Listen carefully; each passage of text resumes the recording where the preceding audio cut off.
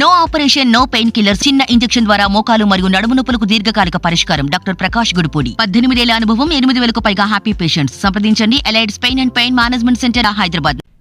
తెలంగాణలో ఉద్యోగాల నోటిఫికేషన్కు రాజ్భవన్లో బ్రేక్ పడింది. టీఎస్పీఎస్సీ చైర్మన్, సభ్యుల రాజీనామాలు రాజ్భవన్లో పెండింగ్లో ఉన్నాయి.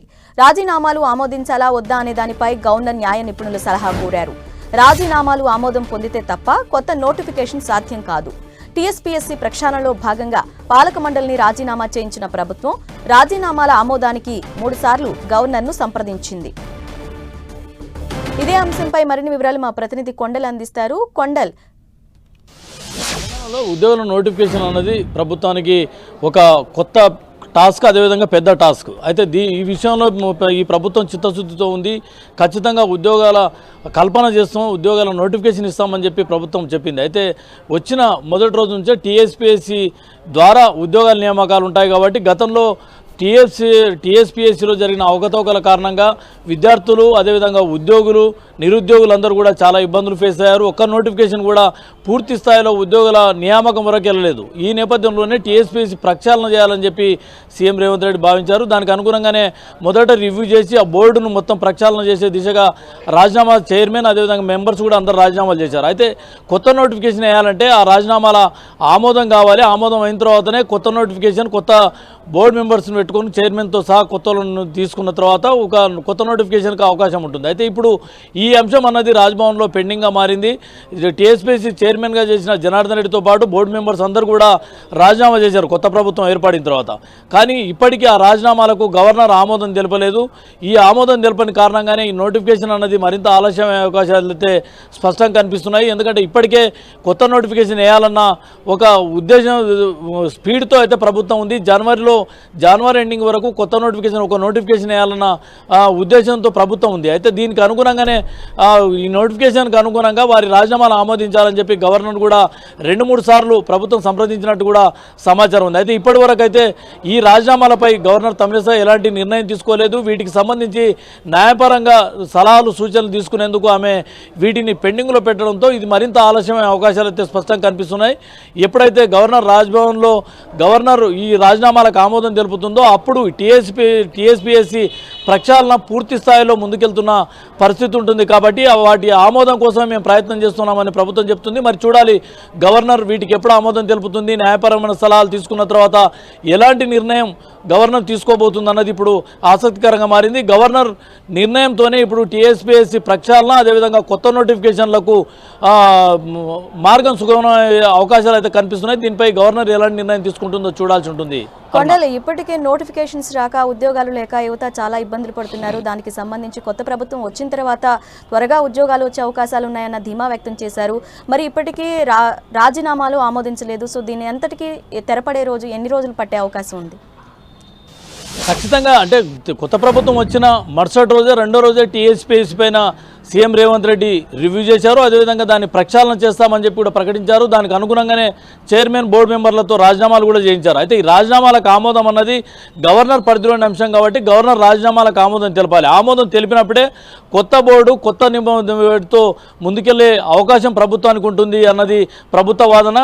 ఇవన్నీ పూర్తి చేసుకుంటే ఈ మంత్లో ఇవి కంప్లీట్ అయితే నెక్స్ట్ మంత్ కన్నా కొత్త నోటిఫికేషన్ ఎండింగ్ వరకు తీసుకొచ్చే ఆలోచనలో ప్రభుత్వం ఉందనే సమాచారం అవుతుంది. అయితే దీనికి ఇక్కడ ఈ రాజీనామాలకు ఆమోదం తెలిపితే తప్ప వీటన్నింటి కూడా లైన్ క్లియర్ అవుతుంది. ఈ రాజీనామాలకు ఆమోదం ఎప్పుడు తెలుపుతాయన్నది చూడాల్సి ఉంటుంది. ఇప్పటికీ ప్రభుత్వం వైపు నుంచి అయితే 3 సార్లు రాజ్భవన్ మేము సంప్రదించామని చెప్పి ప్రభుత్వ వర్గాలు చెప్తున్నాయి. దీనిపైన న్యాయపరమైన ఏమైనా చిక్కులు ఉంటాయా అన్న దానిపైన గవర్నర్ న్యాయ సూచనలు అడిగిన దాని నేపథ్యంలో ఈ రాజీనామాలన్నీ కూడా ప్రస్తుతం రాజ్భవన్లో పెండింగ్లో ఉన్నాయి. వీటిని దృష్టిలో పెట్టుకొని ఎప్పటికీ గవర్నర్ దీనిపై నిర్ణయం తీసుకుంటుందని చూడాల్సి ఉంటుంది. ఒకవైపు ఎన్నికలు వస్తున్నాయి, మరోవైపు కొత్త ప్రభుత్వానికి కొత్త నోటిఫికేషన్ వేయాలన్న ఒక పట్టుదల, అదేవిధంగా ఒక ఎజెండా కూడా ఉంది. కాబట్టి ఇది ఈ కొత్త ప్రభుత్వానికి అత్యంత కీలకమైన ఎజెండాగా ఉంది. నిరుద్యోగులు గత 9.5 నెలల్లో పూర్తి స్థాయిలో నోటిఫికేషన్ రాలేదు.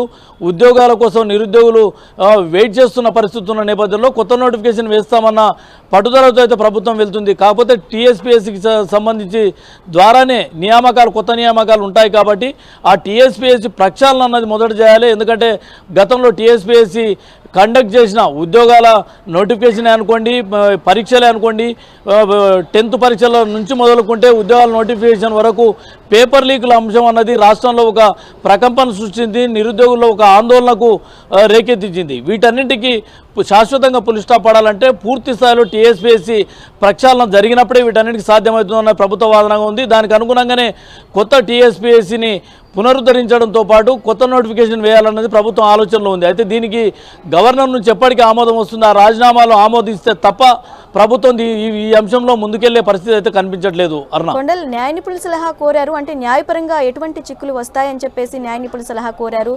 వారి నుంచి ఎప్పుడు సలహా వచ్చే అవకాశం ఉంది న్యాయ నిపుణుల నుంచి?